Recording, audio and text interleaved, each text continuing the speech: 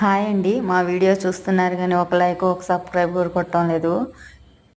వచ్చే వ్యూస్ లాగా లైక్లు సబ్స్క్రైబ్లు కానీ వస్తే ఇంకేం లేదు, మన ఛానల్ 1 ఇయర్లోనే మౌంటేషన్ అయిపోతుంది. ఈరోజైతే నేను బాక్స్కి వచ్చి కొబ్బరి పాలుతో రైస్ అయితే చేస్తున్నాను. దీనికి చాలా సింపుల్గా అయితే చేస్తున్నాను. కొబ్బరి పాలు తీసుకోవాలి, పచ్చిమిరపకాయలు ఎర్రగడ్డ వేసుకోవాలి, మసాలా దినుసులన్నీ వేసుకోవాలి. బిర్యానీకి ఏం వేస్తాం అవి. దీంట్లో కొంచెం యాలక్కాయలు 2 వేసుకోవాలి ఎక్కువగా. ఆ యాలక్కాయ ఫ్లేవర్కి ఆ పాలకి అయితే టేస్ట్ చాలా బాగుంటుంది.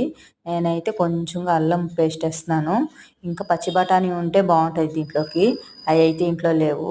బీనీస్ వేసుకోవాలి, క్యారెట్ వేసుకుంటే మళ్ళీ బాగుండదు. బీనీస్ అయినా లేదా పచ్చి బఠానీ అయితేనే వేసుకుంటే బాగుంటుంది కొబ్బరి పాల రైస్కి. ఇప్పుడైతే కరివేపాకు కొత్తిమీర వేసేసాను. మసాలాలు ఎప్పుడు నూనెలో ఫస్ట్ వేయకుండా ఎర్రగడ్డలో వేగిన తర్వాత మసాలా వేస్తే ఫ్లేవర్ బాగా పట్టుకుంటుంది. ఇప్పుడు అన్నీ వేగిపోయినాక కొబ్బరి పాలు తీసుకోవాలి.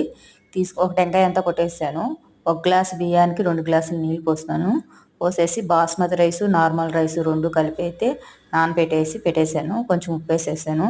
చాలా ఈజీ, తొందరగా అయిపోతుంది, టేస్ట్ బాగుంటుంది. సాల్ట్ కొంచెంగా వేసుకోండి. ఆ కొబ్బరి పాలు వల్ల ఉప్పు కొంచెంగా వేసినా ఎక్కువగా తెలుస్తుంది ఆ స్వీట్నెస్కి. నేనైతే ఉప్పు వేసేసి క్లోజ్ అయితే చేసేసాను. విజిల్ అయితే ఒక 2 వచ్చేసినాయి. ఇప్పుడైతే రెడీ అయిపోయింది. ఓపెన్ చేసి చూద్దాము. రైస్ అయితే బాగా ఉడికిపోయింది. చూసారా, కొబ్బరి పాలు ఇలా అయిపోయింది కదా.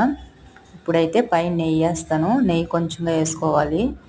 ఉడికేటప్పుడే వేస్తే మూతకు అంతా అతుక్కుంటుంది. ఇప్పుడు వేసి కలిపెట్టినామంటే బాగా ఫ్లేవర్ బాగా పట్టుకుంటుంది. ఇప్పుడైతే కలిపేసాను. మా వీడియో కానీ నచ్చినట్లయితే లైక్ చేయండి, షేర్ చేయండి, సబ్స్క్రైబ్ చేసుకోండి. మీరు ఇలా ట్రై చేయండి, చాలా బాగుంటుంది ఈ రైసు. పచ్చి బఠానీ వేసుకుంటే ఇంకా చాలా బాగుంటుంది. నాకు దొరకలేదు. ఇప్పుడైతే రైస్ కలిపేసి బాక్స్కి అయితే పెట్టేశాను పిల్లలకి.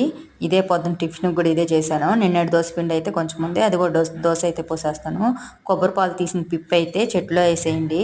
చెట్లో వేస్తే బాగా పూలు పూస్తుంది, ఎరువులాగా అయిపోతుంది. అది కూడా వేస్ట్ చేయలేదు. Thank you for watching.